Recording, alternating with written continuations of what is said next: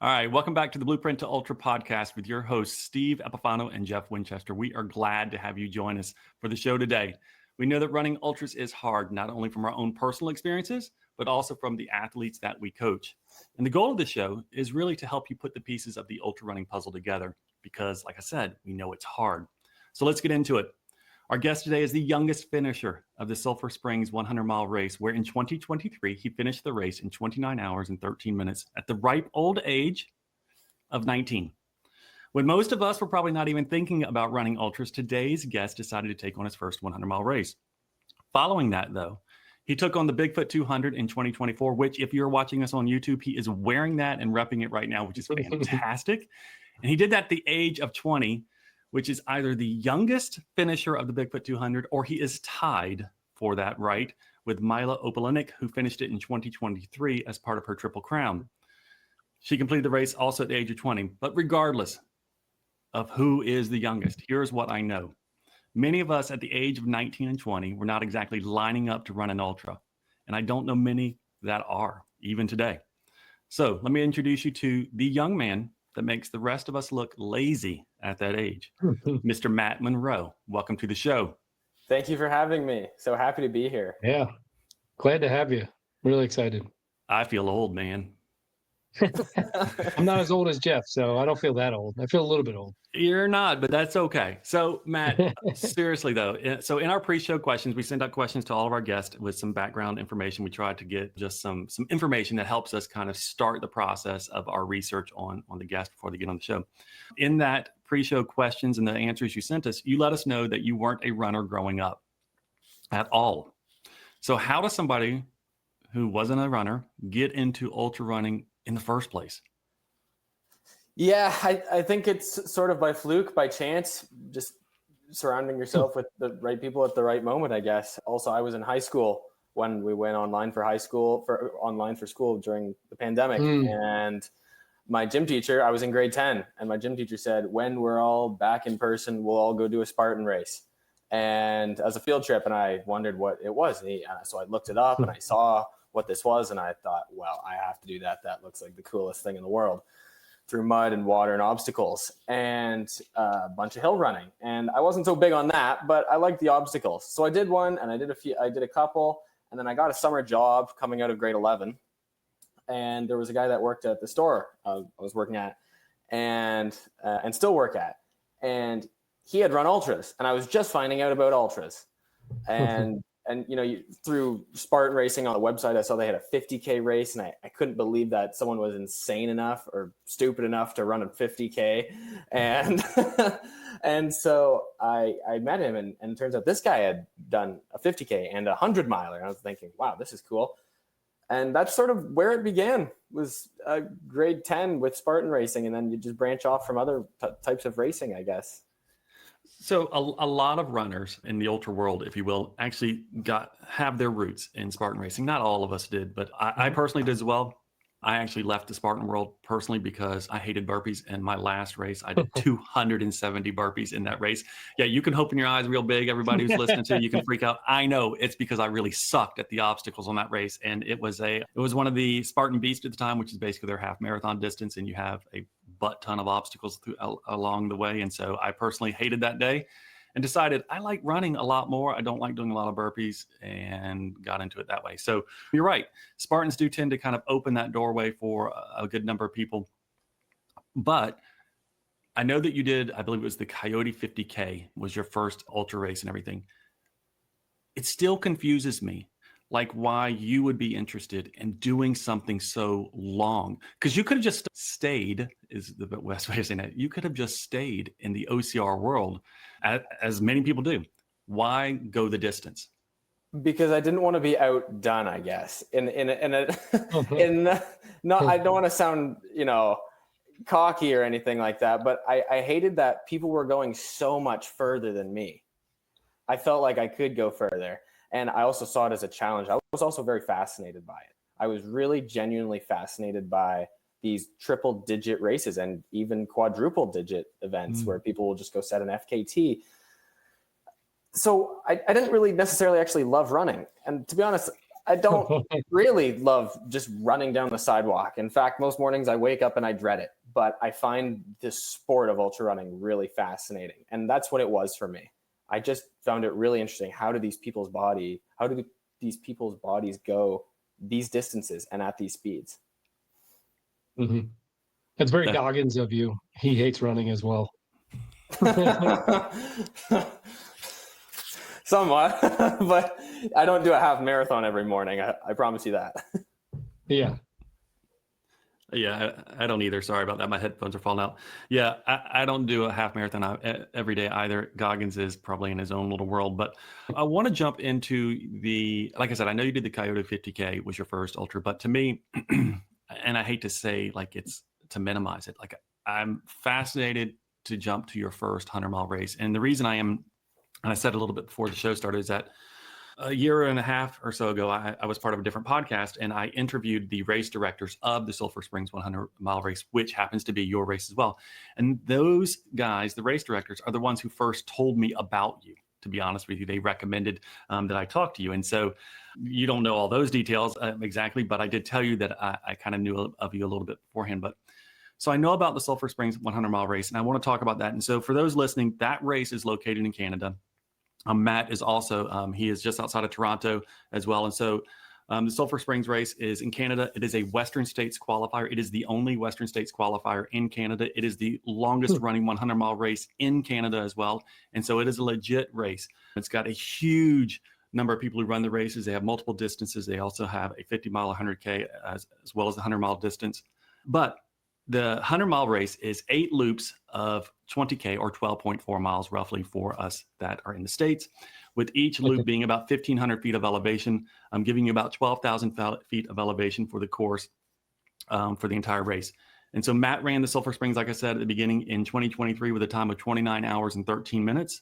He was 19. Now, 29 hours and 13 minutes as a 19-year-old in your first 100-mile race is a long time. It is not easy. I said in the very beginning that running ultras is hard. From your perspective, though, fresh off the block, how was your first experience at the 100-mile race, particularly at this race? Hell. In one word, I don't know how else I could better describe it. Also beautiful. I could put that in there too. You can't mentally prepare for yourself at 100 kilometers in or 120 kilometers in unless you've already done that. Mm-hmm. You're sort of just raw dogging it from, I was anyways, from 50 kilometers onward. I had run that one Coyote 50 kilometer race. I can now safely say a 50K and 100 mile they're different sports. It just is. In my mind, it's a different sport. You race it completely differently. And it was so crucial to have my crew there because I would have packed it in. There's no doubt. Absolutely. It's 8 laps of 20 kilometers, and lap 6 was the worst. Absolutely the worst. Mentally, I think mental thing. You do 5 laps, there's 100K. You still have to do another 60K and another 3 laps, and just knowing what you're facing on each lap, right? And where the really big hills are, and where, that was tough. And looking down at my watch and seeing for the first time, oh my gosh, I'm at 100K, 121 kilometers, 131 kilometers. It's like, you can't prepare yourself for that when you haven't done it before, right? Do you think you were like, I don't want to say like a little naive, but did you do anything to bridge that gap between a 50K and the 100-miler? Or did you line up, like you said, just like, hey, were you like, hey, I think I could do this? Or like, what made you take that jump? Probably my friend, some friend he is. That's a heck of a friend. Yeah, friend might even be a strong word if they get you to sign up for 100 miles. But we work at the same store, and so we did the 50K together, and then less than 24 hours later, I think the same day, he sends me the link to Sulphur Springs. And he said, 100 miler, you and me, May. And I'm just like rolling on the ground in pain at home, and I'm slowly typing, okay. And that was sort of it. there was never really question after that. We were just sort of like, fine. I couldn't imagine still at the time having to do over the triple the distance, but I knew it was going to happen. I knew it was going to happen. So did your friend run the race also? Did he show did. up? He did. And he finished. How did he do? He finished. Mark McKay, my good buddy Mark, he finished in 27 and change, I believe. So he beat you. Oh, awesome. He did. I didn't think of it like that though, but You're welcome. I guess Now he you did. do. Yeah, reality check is important. You're welcome. I'll be frank. I was the second last person to finish. Not the last, but I was the second last. It doesn't matter. You get a buckle. Yeah, Nobody cares. I was chasing the buckle. I did not have a goal time in mind. I was just trying to finish. So think about, okay, all right. So press pause. You said I'm the second to the last person to finish. And the funny thing about that for me is this: you're young. It's your first big ultra distance. I mean, it's 100 miles, which is a long effort. At lap 6, at the start of lap 6, you're hating life. You called it hell. And you weren't sure, I'm assuming mentally, if you wanted to continue. Fortunately, you said your crew kind of pushed you out the gate. Here's the deal. How did you decide to keep going, knowing that your time was behind what probably you expected going into it? How did you continue to motivate yourself to keep moving forward? I think there's a quote, a moment of pain versus time of regret.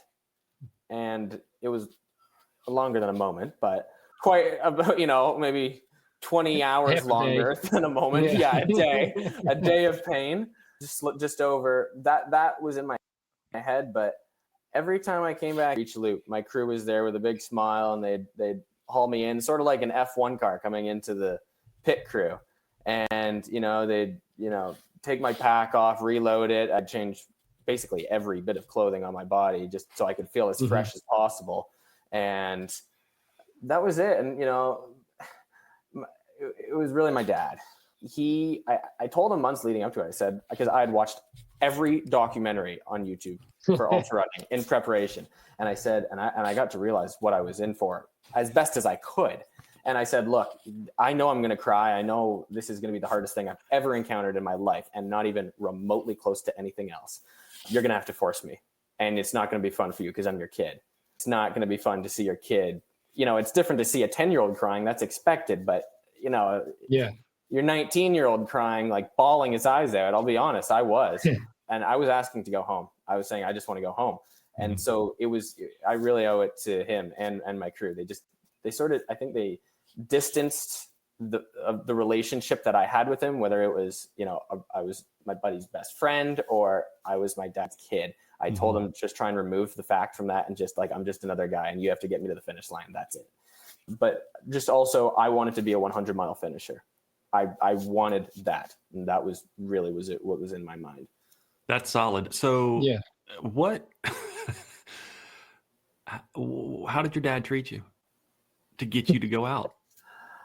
I'm curious now. Like you said that, I'm like, I'd love to know how your dad distanced that emotion. Love. It was tough love. It was just tough love. I don't know, kindness and tough love bridged together. Obviously he's not, treating me poorly, but he's not going soft on me. Right. He's not going soft on me, because if he was, it would be too easy to leave. Right.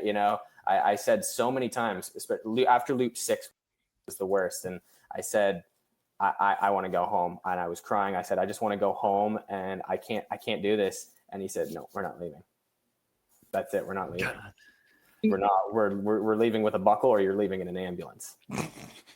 That's dad. I mean, that's a dad. Love. That's dad tough love. That was dad. It. There's no other option. But I think that's a good point that you brought up, that was the discussion that you had prior to the race. And I think that's important for a lot of people, maybe even new runners, but even seasoned runners, to have that discussion with their crew before they even get there. Because when you get to that point in the race and you haven't had that discussion, then if it's an aid station captain that's been around for a while, they're going to kick you out of the aid station if they know what they're doing. But if it's a crew that's a relatively green crew that don't know what they're doing, or say know what they're doing, but they may say, okay, let's go home. If you haven't had that kind of conversation with them beforehand. So I think that's a good point to bring up for people to, if this is your first race, or even if it's a second or third race, like, you have to have those conversations with your crew and your pacers before you even get there. I totally agree. I mean, I definitely had that conversation with him. I said, look, I don't know when it's going to happen, but it's going to happen. You're going to have to crack down on me and just say no. Just say no. We go back out there. Yeah, that is great. I mean, I agree, Steve. I mean, to give the permission to your crew is critical, and to give them that kind of vision of what you're talking about, I think is huge. And so I think that was a brilliant move that you made to get to that point. The other thing that you said, that which you quoted, you said a moment of pain is better than a lifetime of regrets, I believe is how you worded it. That statement it's powerful because of when you begin to look at pain and being in a moment. A lot of times we think that when we start to hurt, it's going to last forever and it's never going to end. Every race is going to end. Like, you're going to come to a conclusion. Either you're going to hold from the course, or the race directors are going to pack up their stuff and go home. Like, at some point, that race and that pain will end. And so if you can kind of see pain as a temporary moment type thing, it does help you get through it too as well. So a few good things that you definitely learned, absorbed, and applied already, just in kind of how you walk through that. So training for your first 100, you said your friend talked you into doing it after you finished the Chasing Coyote 50K, I believe you said. And so he encouraged you to do this race. You decided you were going to just hit the streets and start training as much as you can, right? So what kind of training did you put in place to get you to the starting line of the 100? I put in what I thought was big mileage at the time, which was about 60 kilometers a week. I mean, I did not really have the natural runner's body. I was, a tennis player, so I was most comfortable sprinting, right? So this whole long distance thing is so new to me. So I started off doing for Spartan racing. I did 5K every single day. That was my thing. 5, maybe a rest day a week. But now I realized I had to up it. So I started going, I did, I think 3 or 4 40-kilometer runs before the 100-mile race. And to me, that was really long. That was really, really long. And that was really hard. I had my biggest week at 115 kilometers. I had 1 week over 100 kilometers, and that was it. I had maybe a couple around 90, and then a few around between 70 and 80. But most weeks are around between 60 and 70. And were you, because it had some decent elevation, were you doing anything on trails or any elevation wise, or were you just on the road? I was, because I live in the suburbs, trails aren't plentiful, especially not the ones I'm looking for, like on the Bruce Trail, which is, if anyone, for all my Southern Ontario buddies listening, that's home sweet home for us Ontario trail runners. So the Bruce Trail, it's the longest marked footpath in maybe even Canada, but definitely Ontario. It's over 900 kilometers long, I believe, and part of Sulphur Springs runs really, really close to it. So a lot of us train there. So I did some there. There were guided runs of the loop, the Sulphur Springs loop itself, and I would do those. I did those a couple times. There was one night training guided loop. So, I went and met a few people that were in the race doing different distances. So I tried to get down there as much as possible and just really get comfortable with the loop itself, and just try to become autopilot on the loop, where I sort of just know where to start power hiking and know where to get my light jog going. Yeah.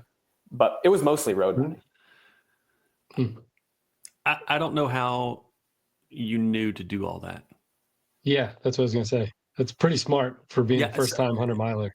Yeah, and I don't know if that makes sense what I just said, but to me, all that research you did to prepare.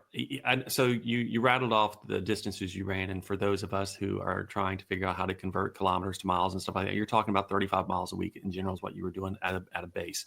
And then, you said your highest mileage was probably close to about 65 miles. You said it was 100K, sometimes up to 115K. And so you're looking around 65 miles for your peak weeks and stuff like that. And so, which is still great. I mean, it's not bad. So that's not a bad thing. But you did race specificity by training on trails. You then did the course recon by going out and doing the lap at the Sulphur Springs. You also did a night loop to get familiar with running at night on that course. Like, that's a lot of work that you put in outside of the race that a lot of runners, particularly new to the sport, don't know that they should probably try to do if they can make it happen. So how did you know to do that? Did you have a coach? Did you just figure it out through YouTube? Like what solved that riddle to where you're like, I need to do these types of things? It sort of just, I guess it just sort of made sense. I mean, why wouldn't I train on the course I'm racing on, right?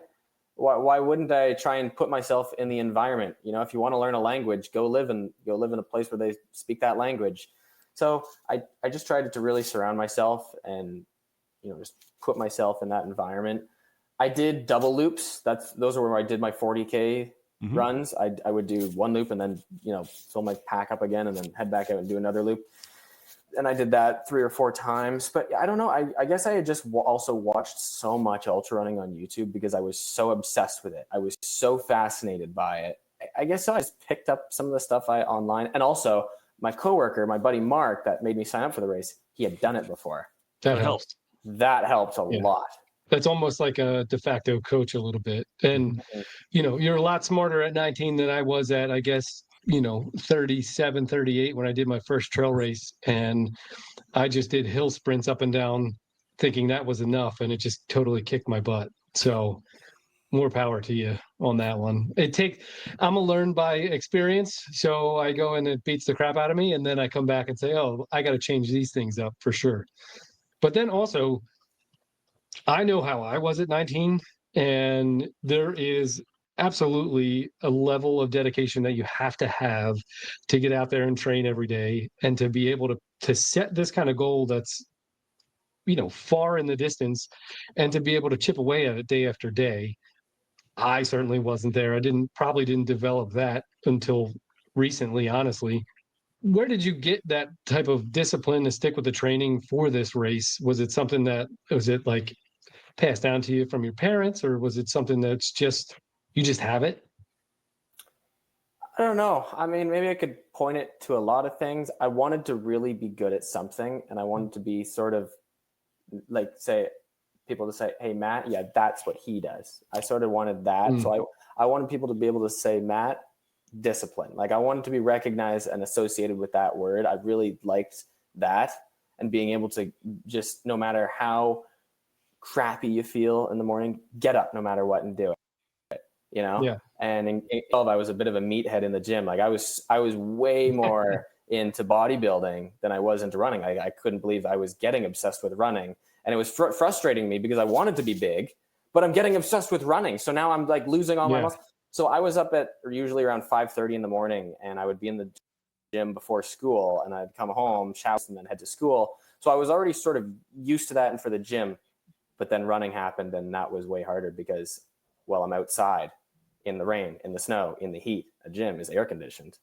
I just found it different. But my great great uncle, he was an Olympic sprinter. Maybe that's where it comes from. He was pretty disciplined in his training. I don't know. I mean, I guess my parents are pretty disciplined people. You know, well, they are very disciplined people. I don't know how they were when they're my age, but I mean, I wasn't around. But yeah. And so why?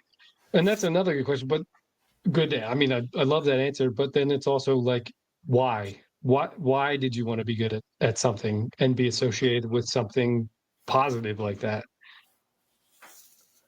I think because that's just my dad right there. I say, there goes Dad. That's my dad. I'm recording a podcast. No, Dad, come here for a minute, Dad. Hey, Dad. Dad. I want you to come here. Okay, you just give me a second. Okay, good, because I have a question for you related to your dad. Okay. Oh, he's coming.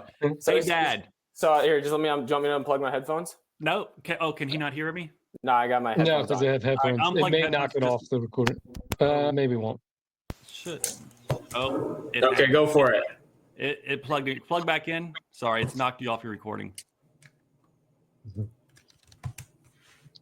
Sorry, you're back. Hey, tell Dad, you'll have to repeat the question to Dad because it knocked you off the recording. And so here's the question. I reached out to the race directors from Sulphur Springs, and I asked Russell Thacker for some questions he may have for you, Matt. One of them was related to your dad. Okay. Okay? Sure. So the question is, has your father become more settled and calmer while crewing you at your races, or is he still just as nervous as he was before? So the question is, have you become calmer and more settled as you at races now when you crew me than when the first time at Sulphur, right? At Sulphur Springs. Yep. 100%. Yes. 100%. Tell him that question came from Russell Thacker. That question came from Russell Thacker. That does not surprise me. That's Say hi awesome. to Russell. He's an Yeah. awesome guy. He's a great guy. Will do. Great guy. Awesome. Yeah. Very cool. The next time I see him, if he's lost more weight, I might not recognize him again. That's awesome. Last time I saw him, he was looking fabulous.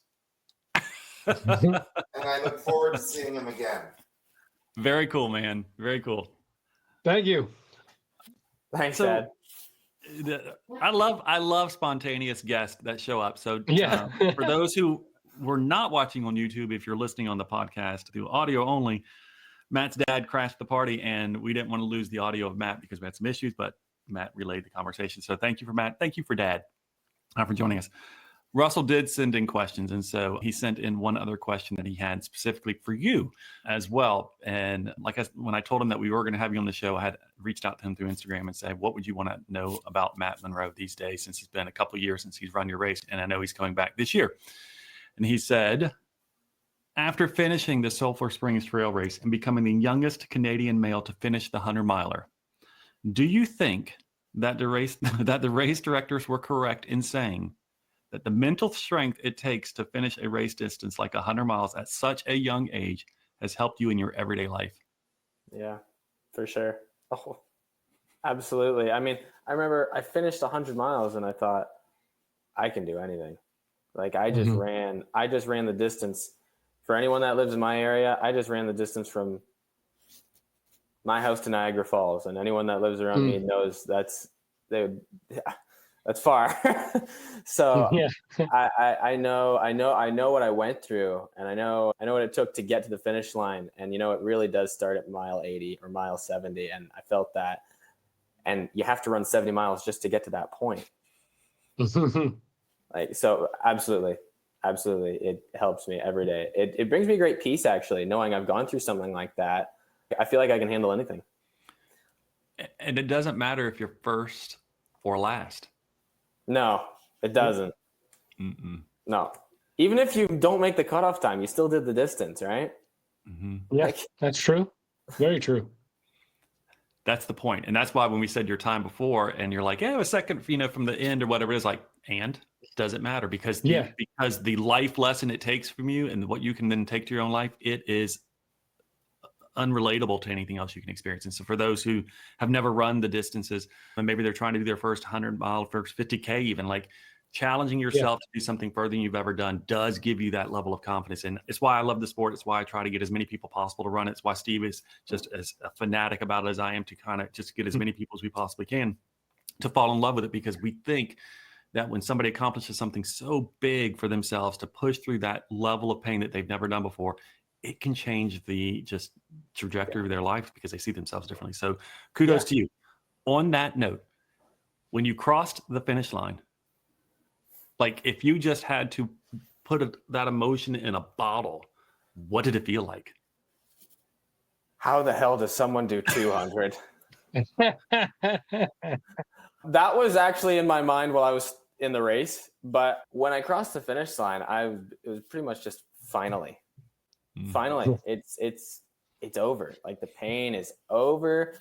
Give me my buckle. I am going home. I said many times during the race to myself and to a couple buddies running the race, I am never doing this again. This is the most miserable. And that was probably the most commonly said words by any ultra runner ever.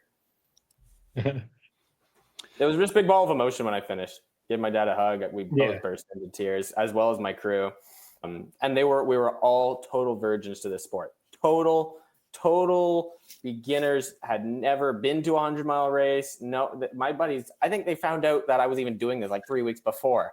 I'm like, hey, can you come help me out with this thing? They're like, sure. So my buddy, I gathered 3 friends to come do the last 3 loops with me, one on each of the last 3 loops, and that was it. And we were off, and we got the thing done. And they couldn't believe what this sport even was, and going into it, they didn't really understand. But then they're there, and they sort of learn as you go. It's pretty cool. It is fascinating. It is. Yeah.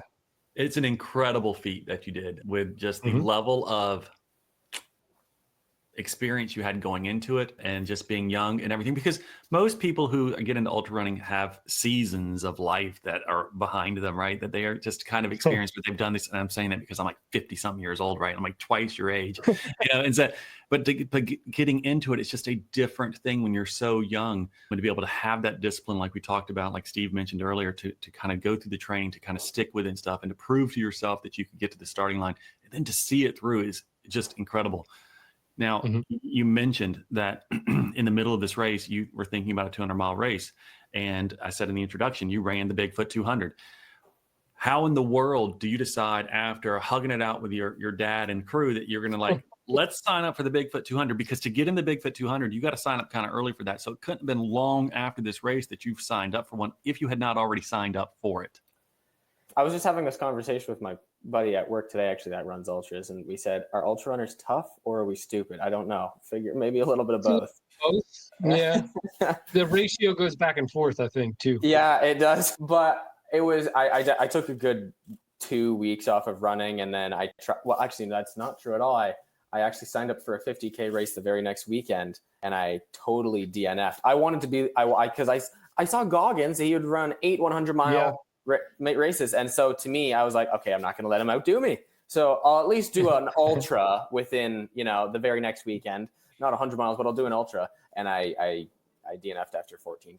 That was it. IT banned, and it just totally blew up on me. And that was it. But I took a good time off of running and recovered. It took me a while, but I started to figure out, okay, how are these people doing 200? And there's nothing different from me and them. There isn't. We're all humans, and so I've got to be able to do this too, right? Remember how we said I felt like I could do anything after I finished? Well, except a 200, because I hadn't done it, and it was double, and I just could barely fathom, how do I go double? I nearly died at mile 70. How am I gonna do 100 miles twice?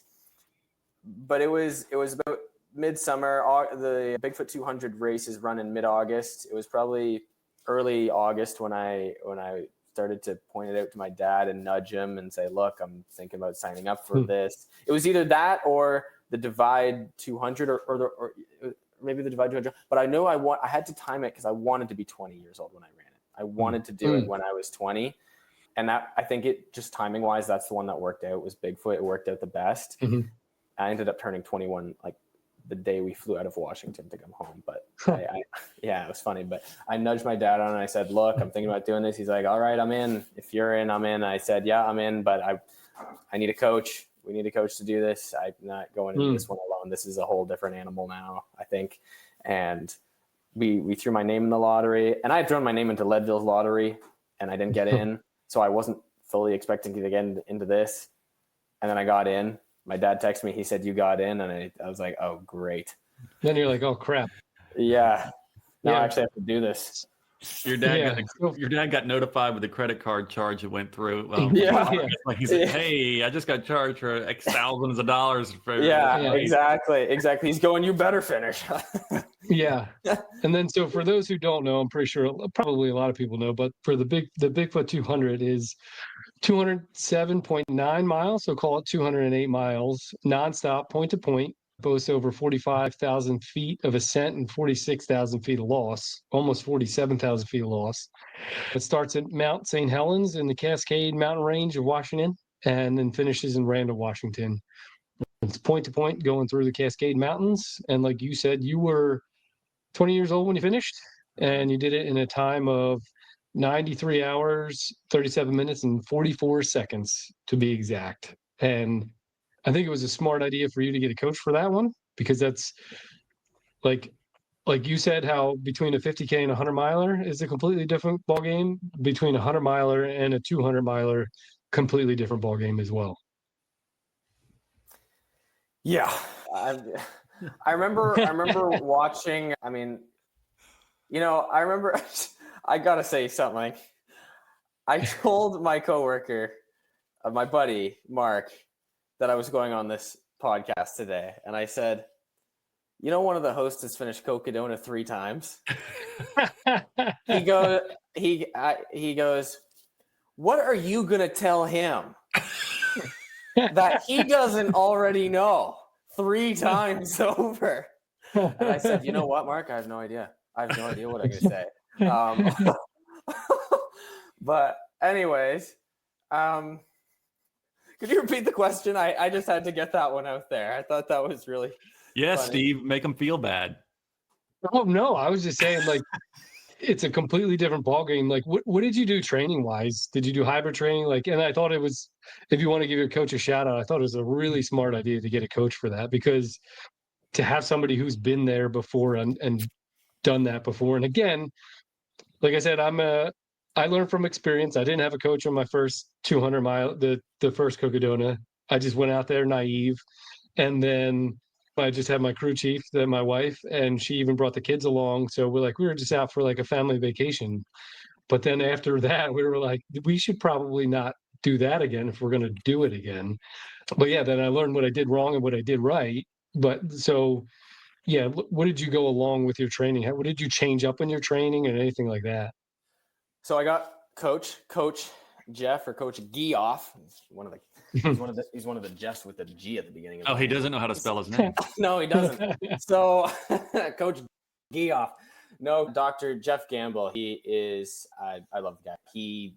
I don't think I would have been able to finish Bigfoot without him. No chance, actually. He guided me through the wilderness, and he gave me so much great insight, help, and motivation. And the accountability, that was huge. Every week, having someone put in the weekly mileage and each day, what workout it is you're doing, what run, is it tempo, is it speed work, am I doing strides, am I just long, easy run, rolling trail, what am I doing? And so the accountability of seeing, you have to run 25K today. If I didn't hit 25K, I wouldn't sleep very well that night. So the accountability, that was huge for me. He also helped me plan for the race very, very well. We had a meeting with some people that had finished the race, and that was huge. He trained me for Sulphur Springs 100K, which I did last year. Was the 100K, which is my longest training run, if you will, for Bigfoot. I did that. I used it sort of as a prep race and a learning race, just to learn, fueling even better. I wanted to really dial in fueling. And yeah, Coach Jeff, that made a huge difference. That's meeting great. him, and I still have him to this day, and I continue and plan to for as long as I'm running. That's for sure. And I think that's good to be able to do that. And then along with the accountability, I think it's also where if you trust in the process and you trust the coach, where you don't have to expend that mental energy on what am I going to do today? Like, how is this lining up with my end goal? And if you have somebody lining that up for you, it takes all that mental anxiety and stuff out if you trust in the process. And sometimes that's a little bit of the hardest part. So let's look at the race. Like, Steve said, you ran this race in 93 hours, 37 minutes, and 44 seconds. For those who love the math, this is almost 4 days. Yeah, I got under the 45-second mark. That was my goal, so I hit my time goal. Yeah. Perfect. You're right on, dude. But so 4 days is a long time to be out there, and it's a long time for many people to just even consider what this event or experience would be like. You said in our pre-race questions, if you will, that you had a few low points, and they both came in the same race. So tell me about mile 70. What happened? Really bad bonk. So I had gotten. So the thing with Bigfoot, what happened was forest fires this year. It turned into a double 50-mile out and back. So you go out 50 miles and come back, and then you do it again. It nearly was a 200-mile track race at the high school. Thank God it wasn't. Yeah, that would have been gnarly, but it wasn't. So it was 50 miles out, 50 miles back, and then you do it again. So I had run 50 miles out, and it was dark. It was because it was so hilly. I was really taking it conservative, really slow, not trying to blow my legs out. So I took it really slow. So when I left the 50-mile mark, I had at the aid station, I ate too much, and I tried to sleep, and I think I slept too early. I couldn't sleep. I was only 18 hours in. I think that was a mistake.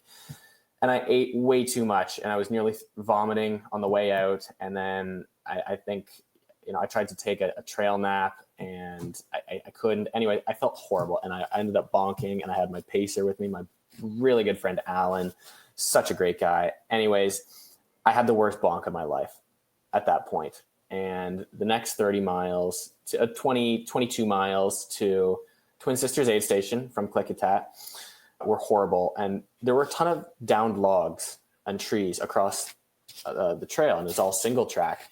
And you're either going up or downhill. So when I was going uphill, I was sort of looking at my feet power hiking with my poles, and I didn't see this log, and I was already mentally checked out. And I bashed my head into this log, and that was like a snap. I snapped, and I took one of my poles and I smashed it on a rock, smoked it, done. And I just knew right then the race was over. There goes my race. No more poles. Why even try? Like I'm done. I mean, at my level anyways, we're not all Michael McKnight here, but I'm pretty sure he uses poles too. So the winner won without poles, though. That's scary. So I just checked out. I freaked out, and that was it. Alan drags me to Twin Sisters aid station. I come into the aid station, and I was just distraught. I was in tears because I was just, I couldn't, I was now realizing how long I was going to be out here for. I was now only realizing sort of what I was in for. Like you can tell yourself before the race, but then once you're in it, oh man, I didn't realize. And I get into the aid station, and I take my pack off, I throw it down, I just sat in a chair, and I put my head in my hands, and I just started crying, and I just feel someone hugging me. And it's the head of medical, and it's this amazing lady named Natasha Swartley. People know her by Thor around there. I've interviewed her before. Thor's great. She is so good, and she is a champ. And I look up, and I'll be honest, I was so out of it, I didn't know if it was Candace Burt or her. They look pretty similar. And I told her this after. I think I messaged her this, or I may have told her this, but I couldn't tell if it was Candace Burt or her, and it was her. But she said, "You need to sleep. You really need to sleep. You need to eat and sleep." So she said, "You're not going to say anything. You're just going into the van. We've rented this camper van. It had a bed and a sink and burner stove and a mini fridge." And so I went in there and I slept for, I think, 2.5 hours. And I came out, and all I knew was my pole's still done, and I am now behind schedule. I wanted to be at halfway by now, and I'm not. And I'm going to be out here for 3 more days, and I don't want to be. So I went to take off my spot tracker, and I carried my pack over to I was going to give them my spot tracker, and they said, "Sit down." My dad apparently went up to West Plate, the one and only West Plate. Yeah, he's fantastic. And he was like a god in my eyes. Yeah, so man, Wes is cool. So I sit down, and Wes and Thor start talking to me, and they would not let me leave. They would not. And I was so adamant about leaving. There was nothing that was going to change my mind. I wasn't even halfway, and I was already in this right foul mood. And they said, eventually, Wes just said, "Just run to the next aid station. Just do that. That's all I want from you." And then I was thinking, okay, I guess I could do that. And then it hit me. The next aid station's not crewed. I have to run to the next one after that. So I was just thinking, oh, you nearly got me there. But I agreed to run. I eventually, after about an hour of them not giving up on me, and it was a very deep moment between me and Wes. We were both tearing up, and I was asking him, like, how did he shared some things with me. I asked him, how did you get through this many 200s? How have you done that? How is that even possible? And we had a really cool conversation. I'll never forget that. It was one of the most amazing moments of my life, not even just in ultra running, but amongst my life as a whole. And I'll never forget it. Thor and Wes, I don't know if I would have finished without them. So I agreed, and I saddled up. And one of the volunteers lent me his poles. This is the ultra running community. They're the nicest people in the world. That's what I love. Yeah, the community is the best. It is. They would give you the shirt off their back, and he gave me his poles, and I promised I wouldn't smash them. I hiked on out of there just thinking, okay, I'm just going to go to the halfway and I'm going to get 100 miles in, and there's no shame in getting 100 miles in. And I had eaten a ton. I had just eaten a ton. Wes and Thor, they forced food down me. And so I ran to the next aid station, and I ran the whole way. I barely walked. And mind you, it was a lot of downhill, but still, I was thrilled. I couldn't believe I was running.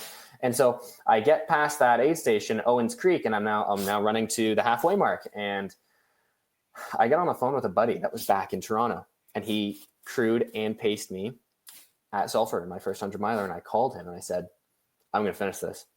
I said, I was just having the worst moment of my life about 6 hours ago, but I'm feeling like dynamite right now. And I'm running to halfway and I feel great. I'm going to eat and bail and get back out there for the second 100. Anyways, that was so cool. Mile 70, unreal moment. Yeah, that's amazing.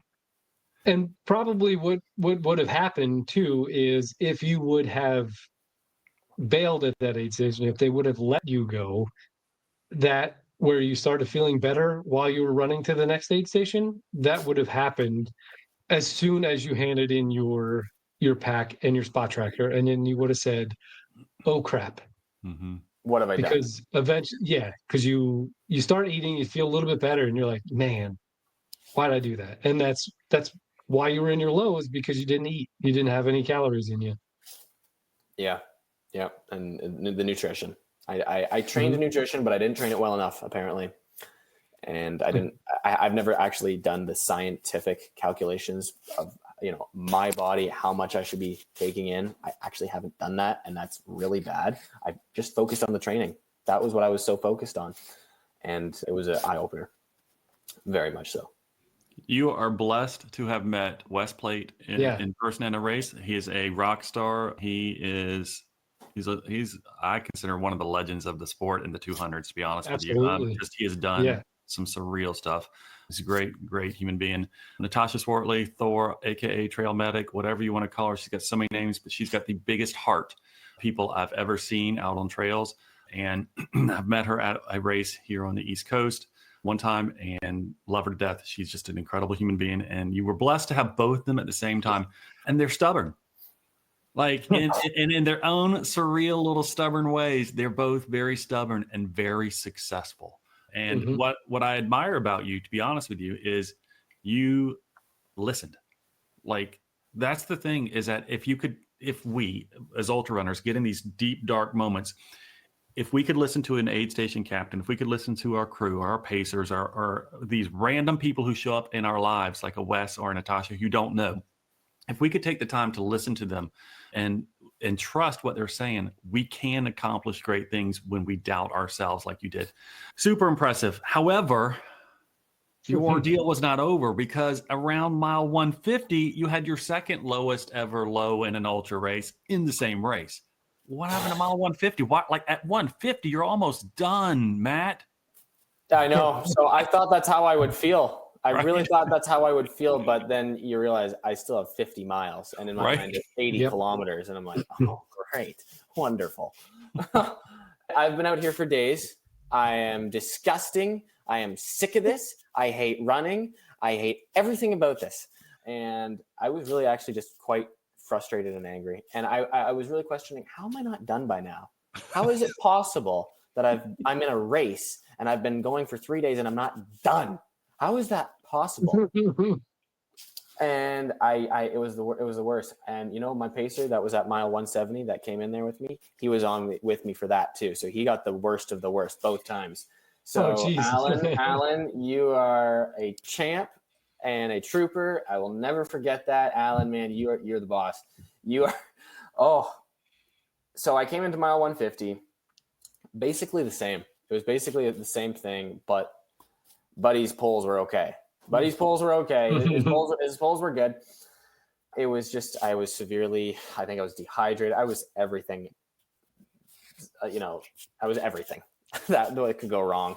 I had just begun to chafe, which was on my mind, but I was getting control of it, but I did not have enough calories in, and I did not have enough fluids in. And pretty much that. So they chucked me in the van again, and I slept. And the worst thing I'll never, it actually gives me trauma waking up in this van, knowing I still have to go run.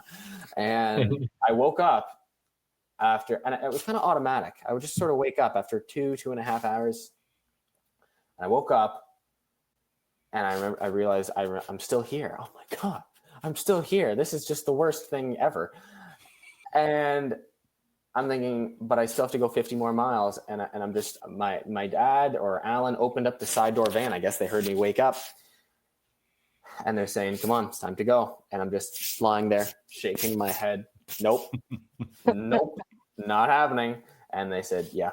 And this is when my dad checked in, and he checked in and he said, yeah, because if you don't, you are never going to forgive yourself, and you're never going to forgive me either. And I'm not going to have that for the rest of my life, hearing you rip on me about that for the rest of my life.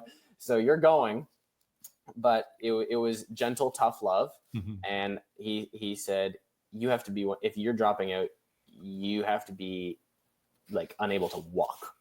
You have to be barely crawling if you're going to drop out. And so I guess they left me alone for a couple minutes. And I had the most, I don't even know how I can, the words to use for this, but it was the most supernatural, super feeling I've ever had in my life. I just sort of started almost hyperventilating. I was lying on my back and I'm just sweating. I'm lying in shorts and I'm just lying there looking up into the roof of this van. And the last 6 months of training are just blowing through my head, and through the snow and through the heat and sulfur and the injury I had to finish in Sulphur 100K last year, and all these months. And I had a lot of consistent weeks at around 120 kilometers a week. And so I was so happy with the training, and I'd come all this way and I was sweating and I was like breathing so heavy. And then all of a sudden I just shot up. I just had this like, gotta go. I gotta go. I've never had a feeling like that in my life. And I shot up and I was just looking for, the first thing I started looking for was the lube. I'm looking for squirrel's nut butter, and I'm looking for my shorts. I'm looking for my shirt. I'm looking for my pack. And I just kept repeating, I gotta go. I gotta go. I gotta go. And my dad and Alan are like, we're going, let's go. Yeah. And we're like, we don't care what happened, but he's going. That's fine. So something happened. That's fine. So I got my stuff back on, and my dad says, hold on, we got to take a picture. And I look at him like, you've got to be kidding me right now. You're joking. Anyway, so I smiled for the picture somewhat, and I went out alone. I didn't want a pacer with me then. And, I thought there was a time for pacer and there's a time not for pacer. And for some reason, I just thought it was not a time for a pacer. I just threw on my earbuds and I just dialed in, and I said, let's just roll. And I was one of the last people to leave that aid station for the entire race. And that was mentally like, I want to catch some people. I want to get out of this spot that I'm in. I want to finish in a better time than you can see the predicted time for Spot Tracker. I wanted to finish well ahead of that. And I did. I actually shaved off about 6 hours running from Klickitat to Twin Sisters.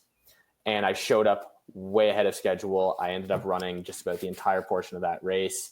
And that was really, really cool. I had the legs. I guess because of the training that I had put in, I had the fitness. And thanks to Coach Gioff, I had the fitness. It was a mental and a nutrition thing. Those were my issues in the race. And that's two of the biggest things that take a lot of even experienced runners out. They're two of the hardest things to learn. Yeah, I love the fact that you sat there in the van after you'd woke up because you'd rested. Whatever food you'd eaten before you laid down had gotten into your brain and gotten to your body, started kind of restoring some of your own mental acuity, if you will. Like, I love the fact that you had the wherewithal to kind of reflect, really, if you will, of all the work you'd done. And you self-motivated yourself at that point as you're like, I'm just not going to lie here anymore. And you got up to go. And that self-motivation is the other reason that you deferred from having a pacer, because it was almost as if you were proving something to yourself. And when you raced your tracker, the time on your tracker, it all motivated you. Like, these are the things that kind of pushed you further. And so to drop 6 hours from mile 150 to the end, that's big in a 200-mile race. I've never done a 200-mile race, but everybody I've talked to, I know that that's huge. And it is super impressive that you were able to do that. You did have the legs, you did have the training in it to get you there. And so Mhm. you should definitely be proud of that. On the topic of nutrition and hydration, you said, you struggled with that a little bit and everything. Do you have a go-to type of nutrition in your 100s and 200s? Like, is there certain products that you prefer? I really like Scratch. I use it because that was what was at Chase the Coyote, my very first ultra, and it worked for me. And so I'm sticking with it. There you go. If it works, I'm not going to try and mess with it. They've been very good to me, and I love the guys at Scratch. They are so awesome. They're always a sponsor at Sulphur, and so I look forward to seeing them every year. And it's always works very well. I never have any GI issues, no problems getting it down. They have different flavors.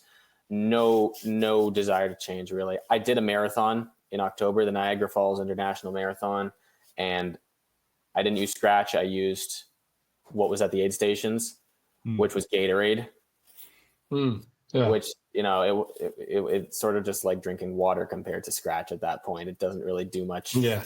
I find it doesn't really do much, but it tasted great. Except the gels I used were Morton. I used the Morton gels in the marathon just because they go down easily. And then in ultras, I'll just go to my local running store, Running Free, great store. And I'll go and just get a handful of different gels. I'll get some that are caffeinated, some with different sodium levels. I'll just grab a whole pile of different ones. Mm-hmm. So obviously those are gels, goos, chews, that kind of thing. And your hydration of Scratch that you're using as well. I know they also make chews and even bars, I think. Great product. What about, I'm going to use this bunny rabbit quotes here, real food? Do you ever work on practicing with real food at all in your races? When I'm getting closer, I think when I'm getting closer to especially with the triple digit races, if it's a 50K, I'm not going to practice eating a double cheeseburger, Right. But I did with the 200. I did dabble with eating solid foods. I did try that, especially soups, because they were serving that. I tried to do the foods that they would be serving. So after watching Wes's videos, I knew that they could be serving just about anything. Mm-hmm. So you never know if you're going to be getting veal chops or lamb shanks in these races. They're so nice. So I practice eating burgers, some soups, bananas, tried and true bananas, just, not Doritos, but sometimes they're nice. But yeah, I would do some food. I didn't do as much as I probably should have, but yeah. You mean in the race itself, you probably should have eaten more food during the races? Absolutely. And should have trained it more too. Mm-hmm. Yeah, I encourage runners that aren't sure what to do if they should eat. I was like, sometimes you may just have to be a trash panda. Yeah. Like I just need you to get food in during those races, because if you don't, you're going to bonk bad and you're going to hate life. There's a lot of runners that we've talked to on this show and just in our community that we talk to a lot. They always say, low mood, eat food. And that's kind of how you kind of remember that if you're not feeling good, if you feel like you hate life, if you feel like breaking poles, if you feel like you want to kill somebody, right, you probably need to have a biscuit. You need to eat something, right? Like at some point you got to eat, because that low mood is because you need more food. And so that's the rhyme for those who are trying to figure something out. Mashed potatoes are always key too. They're good. A lot of people love mashed potatoes, waffles, anything. Trash panda, man, if you have to. Like, that's all what you gotta do. Off. But again, not something that's going to make you sick. So that's why I would say practice. But anything else, Steve, for the Bigfoot 200? Yeah, the only other thing I had was you did it kind of instinctually, but sometimes if you don't want to leave an aid station, if you just start doing things like you put your shorts on, you put your shirt on, you just start logically doing that, and then you put your pack on, and then you just go. Like, that's how you kind of get up and get out of the aid station, and then break it down aid station to aid station. Because when you're thinking, even at your mile 70, oh man, I have 130 miles left to go. If you keep thinking about that 130 over and over again, then it's unattainable. But if you're like, and that's why Wes is so smart, and that's why he's done it so many times, is he just chunks it up aid station to aid station. And that's what I tell a lot of my athletes is, if you just make it to that next aid station, you can make it to the next one. And you just kind of did that instinctually at that 150 mile mark. So to be clear, Steve, what you're saying is that we don't want to wait until we feel like getting up to get dressed. We need to start just making those steps now, and we'll start doing small things. Yep. Yeah. Just start doing small things. Like, you're like, okay, I got to go. I know the worst thing for me is, because I'll take my shoes off if I'm taking a nap, But worst thing for me is putting the shoes on and then putting your feet back on the ground. That's like number one is the worst thing. But if you do that, then you get it over with, and then you just start gearing up, and then you're like, oh, I'm ready. I might as well just start walking, and then walk it out. Insanity. All right, Mr. Monro, what is, I mean, you've done a lot of research on races. You've studied the sport for the past couple of years. You've definitely involved and invested yourself in it in a way that a lot of people, like I said at the beginning, have not at your age, or maybe even at my age. They're still trying to figure things out. But you're very familiar with the sport. So because of that, I know that you must know a lot about the different races that are out there. So do you have one or two bucket list races that you want to do? Western States, Leadville, Cocodona. Those. So what are you doing to get into Western States? Well, I'm not getting a golden ticket, that's for sure.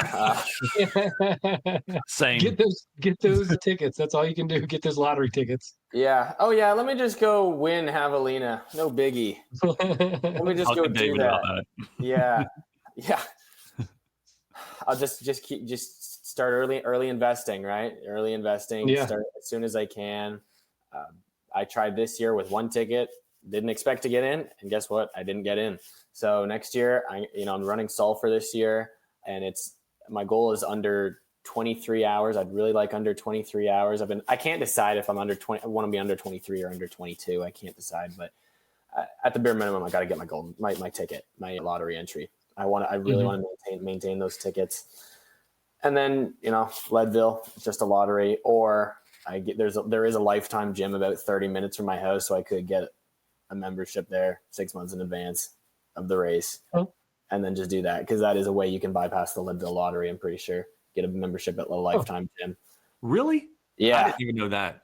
Yeah, I'm telling you, these gyms are insane. It's insane. Oh, they have like 4 pools, giant water slides, soccer pitch, basketball court. It's like double-decker gym. It's insane. That is one way to get into Leadville. And you also want to do Cocodona, huh? Yeah, I think I want to do Cocodona. It scares me going into another 200. I got to admit. Yeah. The idea of just, really just, I just remember waking up at, in those pitch black nights, at 3 a.m, and it got so cold at Bigfoot. The last night it snowed, and I'm running, and I wake up after this stupid 2-hour nap and this stupid race that I didn't want to be there anymore. And I realize I still have to go running, and I'm freezing, and it's pitch black out, and I have to leave this nice warm aid station where there's a fire. So when I think of that, it really makes me think twice about a 200. But there's a brand new 200 in Ontario this year, and I'm really hungry for that. Oh, that's awesome. Yeah. So I will tell you that I would say in terms of mental prep, the harder Cocodonas for me were the second and third one, because you're not naive anymore. You know not exactly what's going to happen, but you know what's ahead of you. You know what sections are going to be tough. Even if you haven't run that race before, again, this is how long something like this takes. And that 30 seconds before that start gun goes off, you're like, oh man, this is going to be a long time. Yeah. But you get past it, and forward is progress. And that's all you got to do is just keep moving forward. Yeah. I've watched enough documentaries on it. I've watched Chad Wright. That was a great one, I thought. And also Jim Walmsley's buddy that ran The Long Way Home with Eric Sensman. That was pretty cool. Eric Sensman, that motivated me a lot. And what he said was he thought that the 200-mile distance was almost a completely different sport from the rest of ultra running. And I would have to agree with that. I would really have to agree with that. You can get a 100-miler in a day, and you're not ready to just fall asleep while standing there, right? You can go to sleep. You might miss one night of sleeping in your bed, but with a 200, it's a few days. For the average person, it's a few days. I also know some documentary about Cocodona too, but Yes, Steve, we know you just released yours. Yeah. Oh my gosh. I'm sorry. I'm gonna have to check that out. That's awesome. That's not a shameless plug at all. Yeah, not a shameless plug at all. But yes, I'll send it to you. Or Steve, for those who are listening, we'll keep this in the episode. What's the name of your documentary? It's called Oh No, a Cocodona 250 story. That's cool. Yeah, I think you're at some sort of film festivals right now too, from what I last heard. Yeah, it's been selection to 2 film festivals so far: the Beach Cities Inspirational Film Fest and the Crown Point International Film Fest. So Very cool. Congratulations. That's awesome. Yeah, I'm just friends and a co-host with a celebrity, so it's just awkward for me, but that's okay. I don't have anything cool to my name. I've done nothing remarkable in my life, it feels like, compared to you two, but that's all right.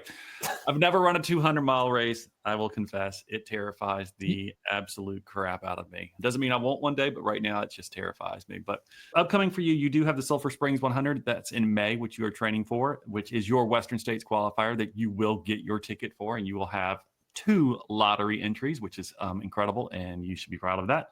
You also mentioned that you are possibly doing the SOO 200, which The I've Sioux never. 200. The Sioux 200 in Sault Ste. Marie, Ontario, Northern Ontario. Is that the one you were referring to? The new 200? Yeah, that's the one Okay. I was talking about. Yeah. So are you going to be doing that in July?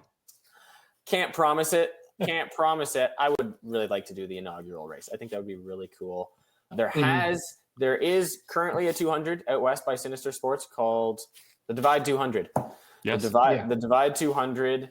However, that was not the first 200 in Canada. Sulphur Springs had a 200 1 year, I believe. I think it was only 1 year. And so I can't imagine 16 loops. But it would have been 16 loops of that one trail loop. But now there is a second, technically, I guess it's the third 200-mile race in Canada to exist.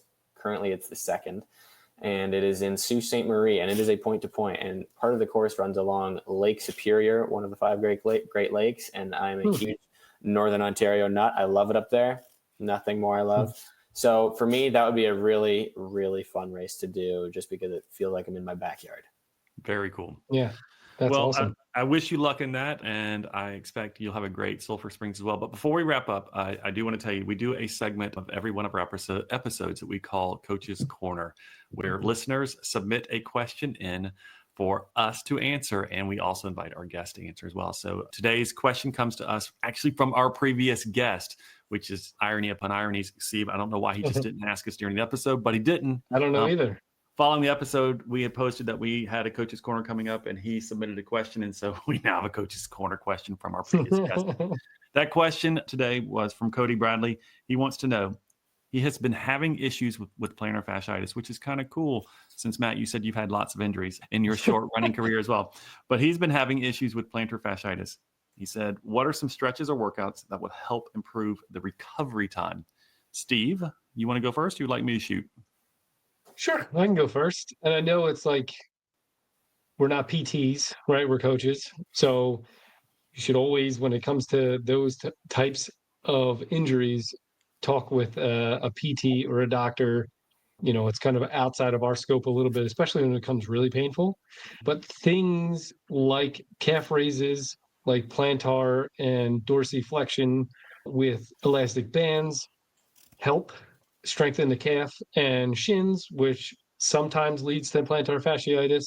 And then also recovery, like doing things like freezing water bottles and rolling them over the balls of your feet and the arches of your feet. That sometimes will help give you some relief. And then there's also a thing called a Strasbourg sock that you can wear at night, which that dorsiflexes your foot so that it doesn't like get stiff during the night. When you that's usually the worst time for plantar, is the first thing in the morning when you step down on the ground. So because your foot has relaxed and flexed. I think that's true. All of what you said, I agree with. I'm not going to repeat what you said, so I'll just say a couple other points. I would agree. We're not PTs. I do want to say that. So we're not going to pretend to be. I also would say that plantar fasciitis is one of those things that is uniquely independent to the individual. It drives some people crazy could be a year, sometimes up to 2 years. I've heard of runners. I personally struggled with it for a year during one of my running seasons. I continued to run through it. Doesn't make it heal faster because you're always going to be told to rest it. The thing that many people that I've talked to and also personally do when it comes to the stretches is you definitely want to do a lot of calf stretching. You know, you've got 2 primary calf muscles, your gastrocnemius and your soleus. You want to do 2 different types of calf stretches to focus on each of those. And what I learned in my own personal experience was that if you sustain those stretches for about 2 minutes, which is a long time because most of us are only going to stretch for like 15 seconds, 30 seconds, or a minute. If you hold that stretch for about 2 minutes, which is a really long time, I keep emphasizing that, you will find that it begins to loosen up. Now, it's short-term relief is all that is, because you can easily re-aggravate it and it's not going to feel better just the next day and stuff. But this is one of the ways to begin loosening that up a little bit. However, it does take time. And you know, that it is what it is. I would look about what I would do is if you had it, you should look to see what you were doing differently that may have caused it, because you've probably changed your shoe type, or you pushed off on a trail. You started doing trail running versus road running, or whatever it is you did, like some sort of, I don't know, explosive type trail running, which was different than you were doing on a flat road. And so if you've done something like that aggravated those types of things, you want to pay attention to what caused it to be exacerbated in the first place is the things you want to take a look at. Now, Mr. Monro, no pressure. You can have any answer that you want on this. You can say, I don't give a rip. Dude, Cody, just deal with it, right? Whatever you want to say to Cody, what is your thoughts on plantar fasciitis? Well, I've never had plantar fasciitis. It's probably one of the only lower body running injuries that I haven't had. However, I do have very tight calves. And for some reason, my left calf, especially right now, is extremely tight, and it's bamboozling me. I'm trying to stretch and strengthen as much as possible, and for me, ice is huge.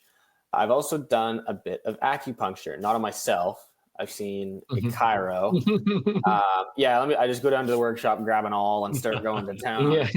No, I have gotten acupuncture. That does loosen things up.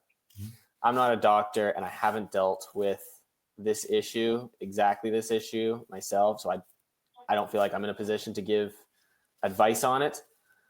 If it's IT band syndrome in your left knee, though, I can help you out with that one. That is awesome. But I unfortunately don't have any information on this. But I think some things that stand the test of time are strengthening, stretching, and ice. That's what I have. Acupuncture is a good thing too. I've done that as well for mine in the past. I've had little needles dropped in the bottom of my feet. I've had professional massages. I've done all that kind of fun stuff. So I've had them scraped. It's been brutal, but there's a lot of things you can do. And so it is something I'm glad, Matt, that you've never had, Cody. I mean, I don't know what to tell you. Good luck. I found out that dry needling is illegal in California. Really? Yeah, it's really weird. You can't get it done. At least that's what somebody told me. So, well, that's all for Coach's Corner. And so, Matt, as we're wrapping up this episode, I just want to say thank you again for being our guest today. Thank you just for being you and for just sharing your story, for letting us see that it's okay for us to be old and for you to be young, because you have I consider an old soul when it comes to ultra running. The way that you've embraced the sport, the way you've embraced it is very much like people who've been doing this for years. And I admire that about you so much, that you are just one of the family of ultra runners and part of the community. You are the future West Plates of the world, if you will. You're that person, right? And you're like, holy crap, right? Really? Yeah, you are. As if you continue to stay in the sport, people are going to come and see you at an aid station one day, and you're going to help them get through it. And I think you'll be able to pay that forward in spades for people at some point, because of how you've been impacted by people who've loved on you and gotten you through it.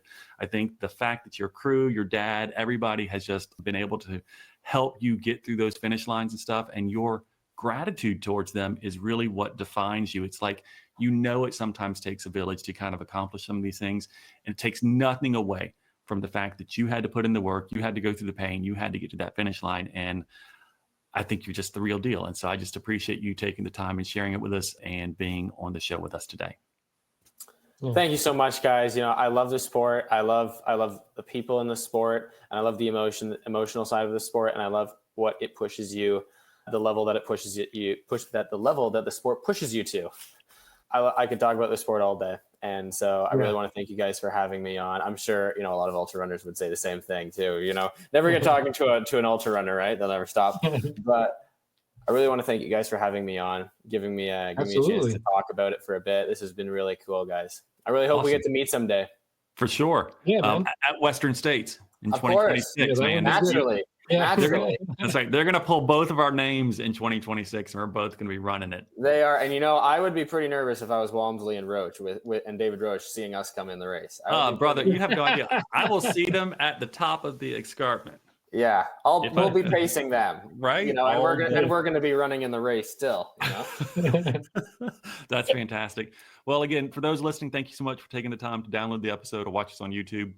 Please do us a favor. Make sure to like, subscribe, follow, give us feedback, comments, or whatever we can do. And if you've got any recommendations for future guests, let us know. We'd love to reach out to them and see if they want to be a part of the show as well. So again, thank you for taking the time to join us today. And Matt, again, you're incredible. And I appreciate y'all. Steve, we will talk again real soon too. So everyone listening, thank you so much. See ya. Thank you.